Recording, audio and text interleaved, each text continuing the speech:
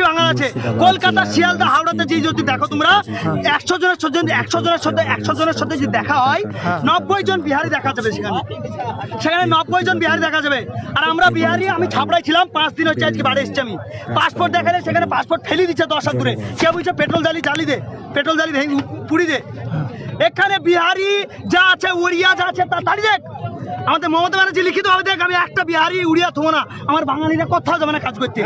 সেই কাজগুলো আমাদের বাঙালিরা করে এখানে খাবে। তুমি কি কাজ করতে গেছো? নির্যাতন, মুসলিম বলি, আমার আধার কার্ডের নাম দেখবে মুসলিম, বাঙালি, আমি বাংলাদেশি, আমি বাংলাদেশি না, বাংলায় কথা বলে বাংলাদেশি। আমি তাকে 11 বছর দিকে আছে, আমি বিহারে ছাপড়া ডিস্ট্রিক্টে, রীতিমতো তাকে আমি ভোজপুরি ভাষাতে বুঝাই।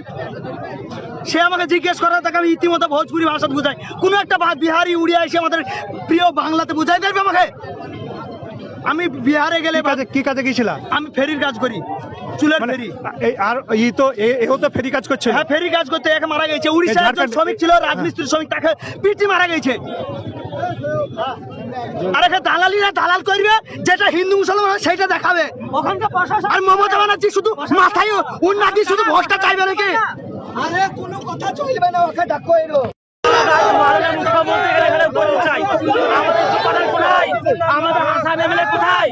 আগামী 2026-এ হাসানকে বা ইস্যুপালারকে পাবলিক করে ছেড়ে দেবো ইনশাল্লাহ। 26-এ পাবলিক করে দেবো, মন্ত্রী রাখবো না। মুসলমানদের ভোটে ক্ষমতা থাকবে, আমাদের প্রস্তাব করবে না। হুমায়ুন কবিরের নাম করে মারছে যে রাস্তায়, নামবে না। হুমায়ুন কবিরের নাম করে তো মারছে রাস্তায়। আমাদের কোনো কথা নাই।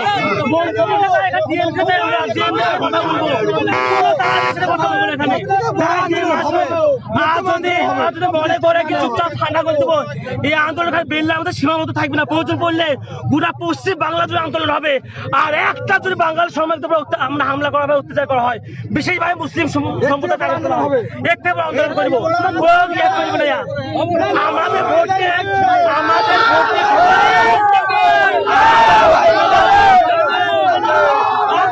আমাদের ভোটে ক্ষমতা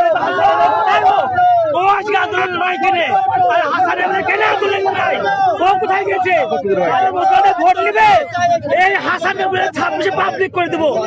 এই হাসানকে 26-এ পাবলিক করে দেবো। হাসান এমএলএ ভোট থাকবে, ওরা নেতৃত্ব দিবে, ওদের নেতৃত্বে আন্দোলন করবো। তারা ঘরে বসে আছে।